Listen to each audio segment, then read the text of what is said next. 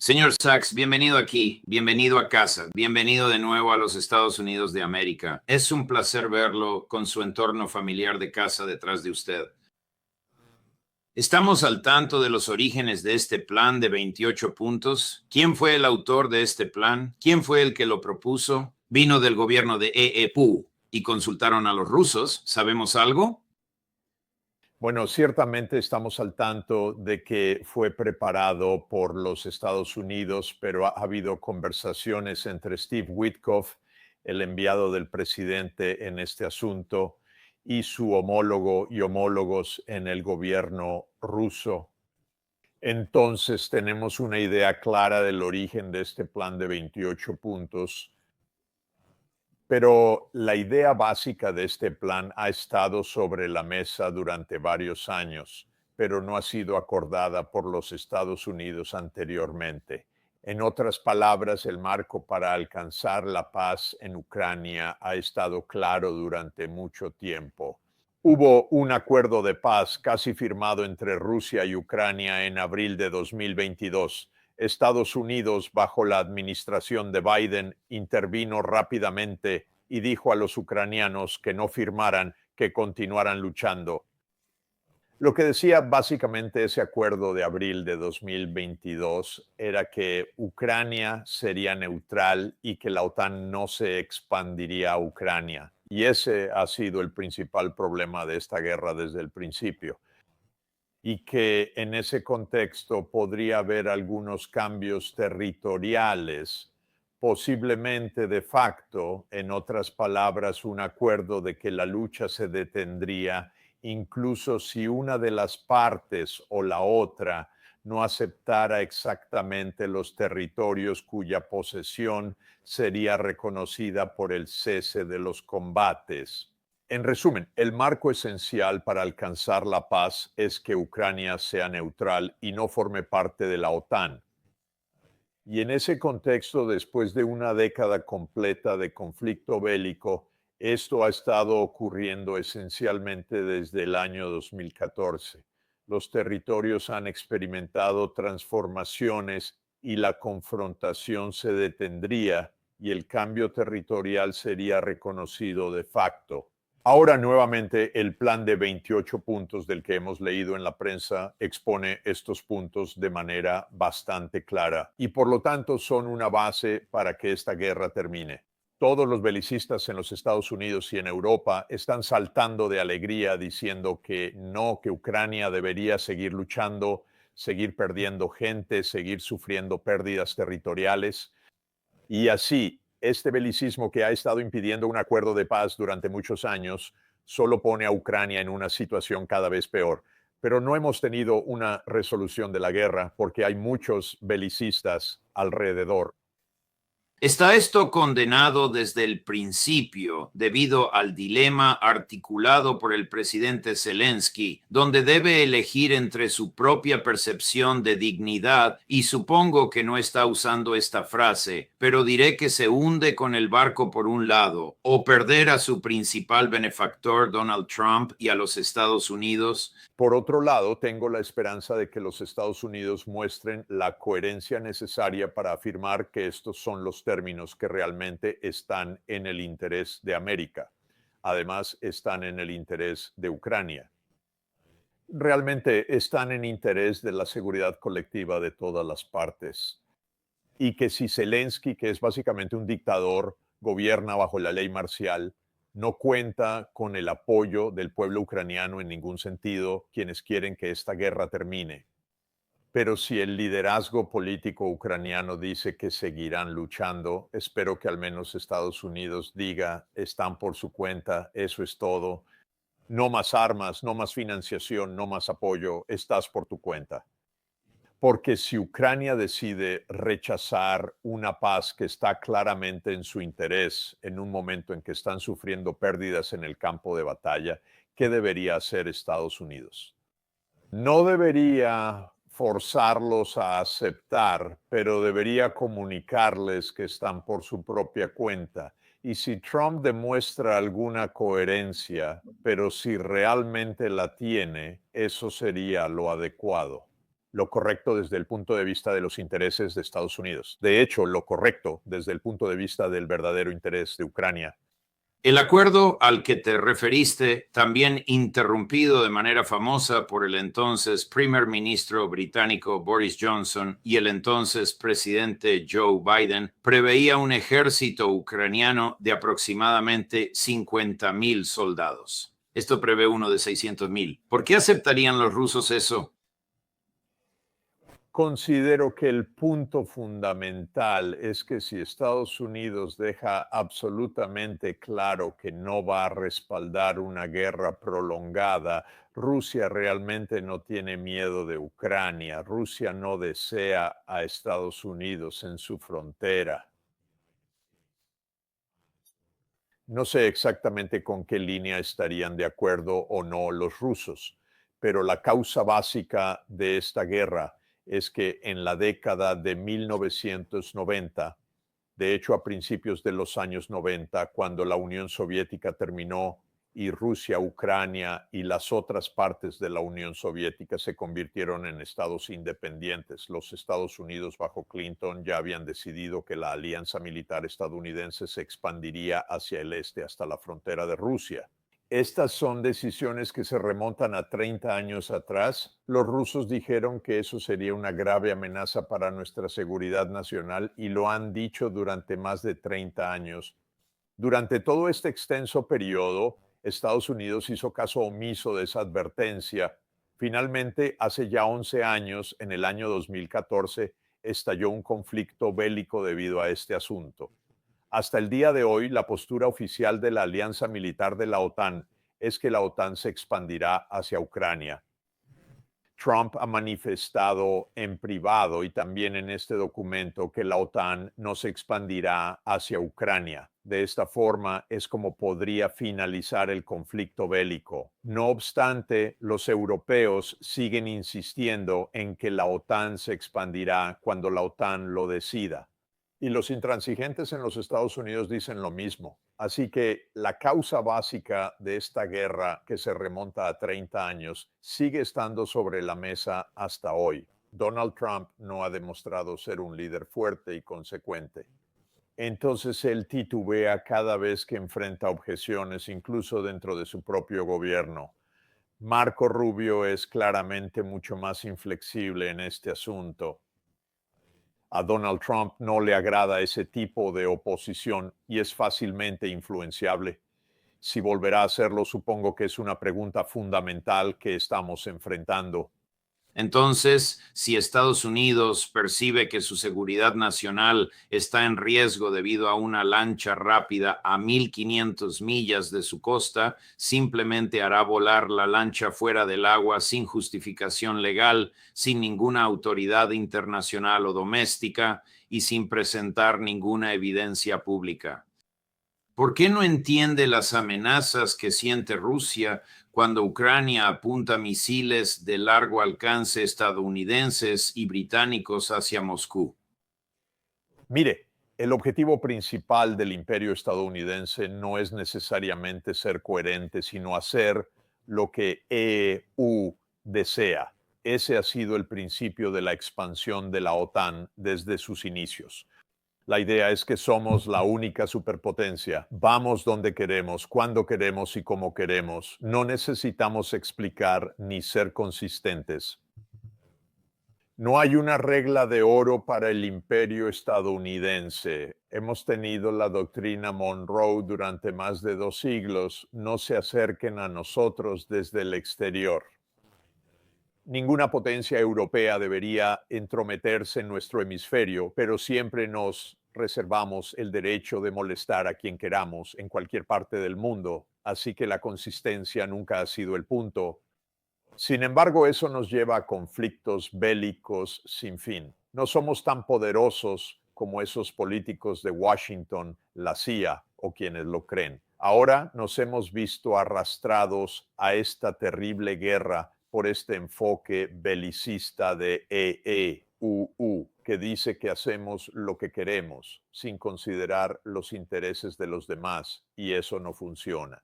No beneficia al interés estadounidense. Eso es supuestamente lo que mencionó Donald Trump cuando afirmó que iba a seguir el interés de Estados Unidos. Pues bien, el interés de Estados Unidos no tiene absolutamente nada que ver con la expansión de la OTAN hacia las fronteras de Rusia y, por lo tanto, involucrar a Estados Unidos en una guerra completamente desastrosa e inútil que es de tal importancia para Rusia que va a prevalecer al final. Y eso es lo que dice el plan de paz de 28 puntos. Detengamos esta guerra, la OTAN no se ampliará y eso es lo que tiene a los belicistas dando brincos. No quieren reconocer el hecho básico de que no somos todopoderosos y que no podemos hacer a otros lo que no quisiéramos que nos hicieran a nosotros. Esta es la esencia de esta guerra y ha sido la esencia de esta guerra durante los 11 años de esta guerra. Aquí está el presidente Zelensky. Ni siquiera debería llamarlo presidente. Aquí está Vladimir Zelensky. Mis disculpas de ayer hablando. Está bastante serio hablando sobre su dilema actual. Chris, número 3. Este es uno de los momentos más difíciles de nuestra historia. La presión sobre Ucrania es más intensa que nunca. Ucrania enfrenta una elección difícil, perder dignidad, arriesgar un socio clave, 28 puntos complicados o un invierno muy duro. Los riesgos más difíciles y adicionales son vivir sin libertad, dignidad, justicia y tener que confiar en alguien que ya nos ha atacado en 2 ocasiones. Parece que si tuviera la capacidad de hacer lo que deseara, optaría por rechazar los 28 puntos y continuaría dialogando, y sus compatriotas seguirían siendo masacrados. Sí, ciertamente lo es. Es tan poco impresionante escuchar esta verborrea. ¿Está preocupado por la dignidad o por la posibilidad de perder a su socio Estados Unidos? ¿Qué ocurre con los aproximadamente 2 millones de ucranianos que han perdido la vida o han sido gravemente heridos en esta guerra absolutamente desastrosa, inútil e innecesaria? Encuentro a Zelensky absolutamente espantoso y lo he considerado de esa manera durante muchos años, ya sea por estar delirante o por cualquier otra razón, sin tener en cuenta los terribles e increíbles costos para sus propios compatriotas, no representándolos de manera adecuada. Y hasta el día de hoy, yo encuentro las decisiones absolutamente terribles. Está gobernando mediante decreto, está ejerciendo su gobierno gobernando y siendo parte de un gigantesco, enorme escándalo de corrupción. Así que se estaba obteniendo una gran cantidad de dinero con esta guerra por Zelensky y sus cómplices. No existe absolutamente nada admirable en esta situación. Esta angustia que muestra, si fuera un líder serio, consecuente y honesto, la guerra terminaría. Aquí hay alguien con quien estoy seguro de que estarás profundamente en desacuerdo. Como cualquier persona racional, ella realmente está en otro mundo. Esta persona es Ursula von der Leyen. Oh, Dios, lo siento. Ni siquiera tengo que mirar. Europa está terriblemente mal guiada. Ella es un desastre. Veamos lo que dijo. Sin importar cómo te sientas acerca de ella ahora, te sentirás aún más intensamente en 90 segundos. Apuesto a que no cambiará mi opinión, pero veamos el riesgo 7.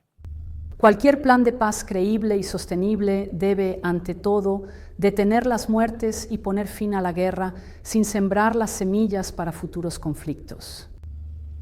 Hemos acordado los elementos principales necesarios para una paz justa y duradera y la soberanía de Ucrania. Permítanme destacar 3 de ellos. Primero, las fronteras no pueden ser cambiadas por la fuerza. En segundo lugar, como nación soberana, no debe haber restricciones en las Fuerzas Armadas de Ucrania. Eso dejaría al país vulnerable a futuros ataques y además socavaría la seguridad europea.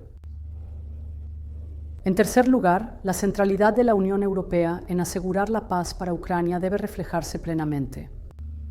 Ucrania debe tener la libertad y el derecho soberano de elegir su destino. Han optado por un destino europeo. Comienza con la reconstrucción del país. su integración en nuestro mercado único y nuestra base industrial de defensa, y finalmente unirse a nuestra Unión. Continuaremos nuestro trabajo junto con Ucrania, nuestros Estados miembros, la coalición de los dispuestos y los Estados Unidos para lograr un progreso real hacia la paz. Lo fundamental es que progresemos juntos como aliados en un único camino.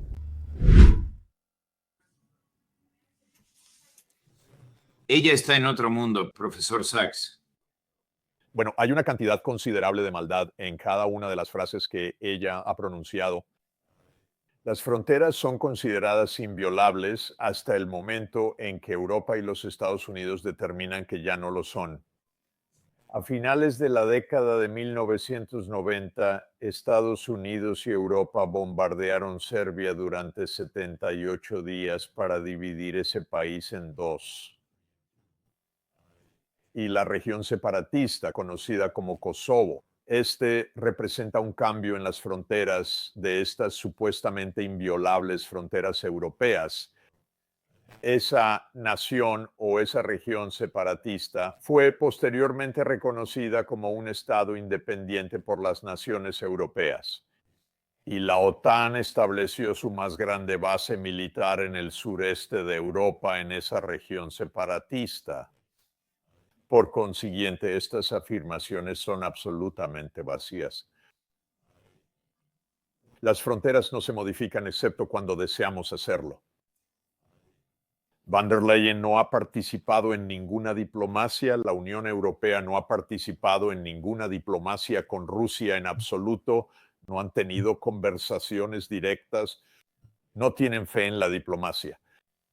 Sin embargo, hay un matiz que debe señalarse cuando ella habló sobre que Ucrania tiene el derecho a elegir.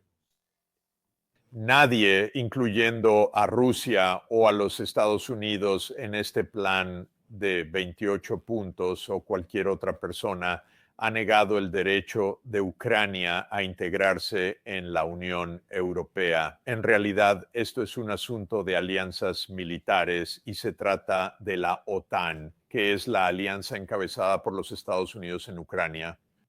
Entonces, Ursula von der Leyen no dijo claramente que la OTAN se uniría a Ucrania. Sus palabras no son claras. Es simplemente una retórica vacía. Sí, en cualquier caso, ella no ha participado en una diplomacia real y ha sido una líder terrible para Europa. Tal vez por eso el secretario de Estado, o al menos el secretario de Estado nominal, Marco Rubio, dice que no sabe nada sobre sus propuestas. Chris. No trabajo. Contraplanificación. Excelente, chicos. Muchísimas gracias. Oh, Dios mío, es una hora de aficionados absolutamente increíble. ¿Quién es el secretario de Estado? ¿Es Marco Rubio? ¿Es Steve Witkoff? ¿O es Jared Kushner? Nada se mantiene constante durante 24 horas en esta administración. El presidente Trump, a pesar de todas sus numerosas fanfarronadas y todo lo demás, es un líder extremadamente débil. Es una persona sumamente débil porque sus opiniones fluctúan por hora, por día, dependiendo de quién le hable o quién le ejerza presión. No hemos oído una explicación clara del presidente. No hay discursos al pueblo estadounidense que aclaren estos eventos importantes. Tampoco hay un debate o discusión realmente serios. Entonces la respuesta es que varía según la hora y el día. ¿Quién está describiendo la política de EEPU? Y las publicaciones en redes sociales no son exactamente política exterior.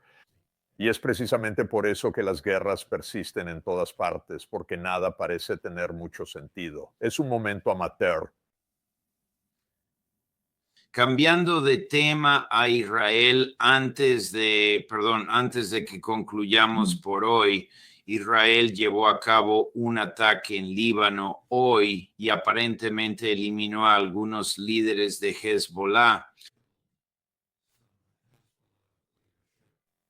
¿Qué se necesitará para frenar a los israelíes? Una vez más, Israel actúa de la manera en que se comporta debido a un cheque en blanco, tanto financiero como militar y diplomático, que es proporcionado por los Estados Unidos. Entonces, haría falta que Estados Unidos dijera que no, realmente va a haber paz. Al igual que en Ucrania, hay un tema central que es la neutralidad de Ucrania. En el caso de Israel, hay un tema central y ese es un estado para el pueblo palestino. Estados Unidos e Israel han rechazado eso, así que la guerra es interminable. Hasta que no haya honestidad sobre el tema central, no habrá paz. Y la razón por la que no hay sinceridad es que Estados Unidos, en esencia, es cómplice junto con Israel en un conflicto continuo destinado a impedir la creación de un Estado palestino. No resulta complicado entender por qué estas guerras han persistido durante tantas décadas. En realidad, en el caso específico de Israel, por razones bastante evidentes, Israel se encuentra involucrado en conflictos bélicos a lo largo y ancho de todo el Medio Oriente por una única razón, y esa es que Israel obstaculiza la posibilidad de alcanzar la paz al rechazar la creación de un Estado palestino.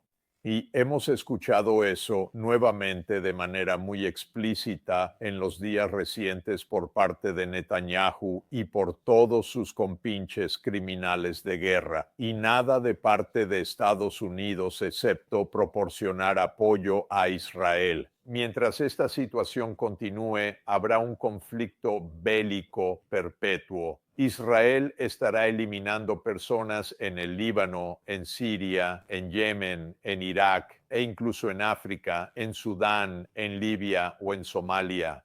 La guerra se encuentra extendida por toda la región y es evidente. Israel ha provocado conflictos bélicos con el único propósito de impedir la existencia de un Estado palestino junto a un Estado israelí. Estados Unidos apoya esta situación. Como resultado, los conflictos bélicos persisten. Básicamente hemos cedido nuestro complejo militar. Bueno, ya sabes, invertimos aproximadamente $1 billón anualmente en esto y se emplea para una guerra interminable. Esto es lo que le ha pasado al pueblo estadounidense. No tenemos voz en esto. Esto no es lo que el pueblo estadounidense quiere. Esto no es de lo que se trata América primero en absoluto. Por eso también la propia base de Trump está diciendo esto no es para lo que nos apuntamos en absoluto. Voy a seguir con Israel, pero primero quiero revelar los resultados de una encuesta que hemos estado realizando hoy con las personas que nos escriben durante el programa. El presidente Trump le comentó a Vladimir Zelensky que sería más conveniente aceptar esta propuesta para el Día de Acción de Gracias. La cuestión es, ¿se concretará el plan de paz de 28 puntos antes de esa fecha? No, 86%, sí, 4%, quizás 10%. Sus espectadores están muy informados, pongámoslo así, sí, muy informados. Pero aquí está la articulación de opiniones monstruosas por parte de una periodista británica que apoya todo lo que hace el primer ministro Netanyahu. No sé si la conoces o has oído hablar de ella. Su nombre es Melanie Phillips.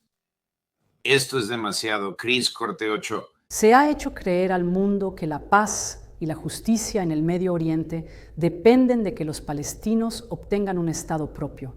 La justicia para los palestinos ha sido considerada como el tema que impulsa todo lo demás. Al aparentemente negar ese resultado feliz, el Estado de Israel ha llegado a ser percibido como el enemigo de la humanidad misma. Esta es la gran mentira a la que todos nos enfrentamos, pero el mundo judío nunca ha identificado esta gran mentira como tal y nunca la ha combatido, nunca le ha dicho al mundo la verdad. No hay tal cosa como Palestina. No hay tal cosa como el pueblo palestino. El mundo judío nunca ha dicho al resto del mundo que los pueblos indígenas, la gente de la tierra llamada Palestina, son los judíos, que los judíos son los únicos con derecho a cualquier parte de esta tierra, un derecho basado en la ley, la historia y la moralidad, y son los únicos con derecho a toda ella. El mundo judío jamás ha afirmado eso. completamente vulgar y absolutamente repugnante.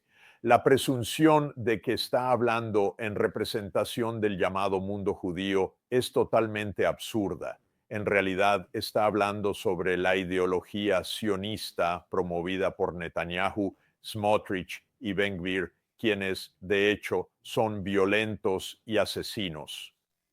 Por eso Israel está siendo acusado de genocidio, porque decenas, tal vez cientos de miles, cuando se complete el conteo, están muertos en Gaza a manos de Israel. Porque sí, ellos niegan completamente la existencia de otros seres humanos en su entorno. Pero esta mujer es una vulgaridad y está completamente equivocada al afirmar que de alguna manera está hablando en nombre de, entre comillas, el pueblo judío o el mundo judío. Nada podría estar más lejos de la verdad. Numerosas personas judías, incluyéndome a mí, consideran lo que ella expresó allí como algo completamente repulsivo y falso. Eso es todo.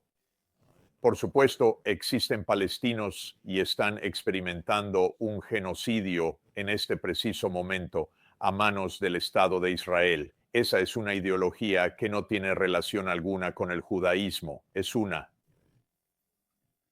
ideología de un sionismo extremadamente radical, que es una forma de nacionalismo que niega la humanidad de todo un grupo de personas y busca eliminarlos, exterminarlos o llevar a cabo una limpieza étnica. Y es por eso que ella tiene razón al decir que la gran mayoría de la humanidad y la gran mayoría del pueblo estadounidense están absolutamente horrorizados por lo que el Estado de Israel está haciendo en este momento. Horrorizado por ello. No se trata de judaísmo en absoluto.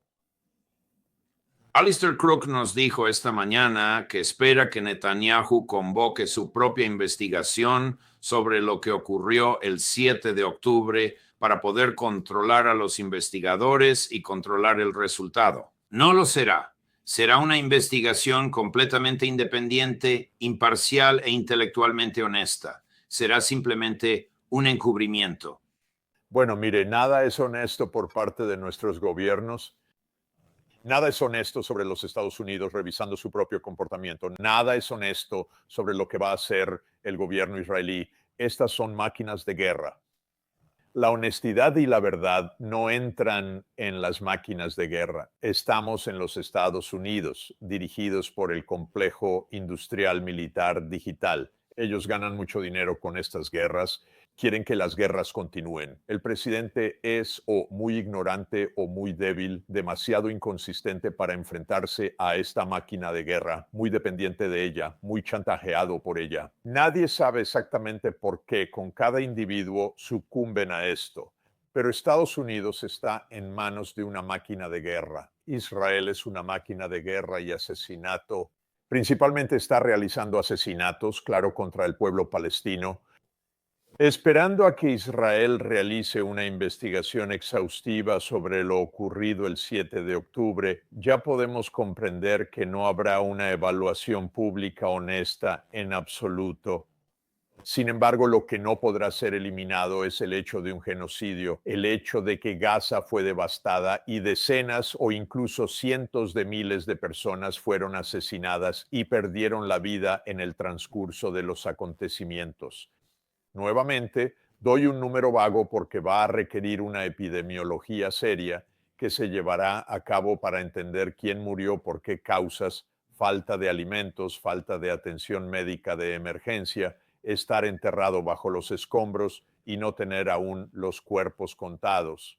Sin embargo, las muertes son absolutamente impactantes y constituyen uno de los crímenes más horribles de los tiempos contemporáneos. Profesor Sachs, no importa el tema, siempre es esclarecedor oír su análisis, su honestidad intelectual y valentía personal. Le deseo un feliz Día de Acción de Gracias.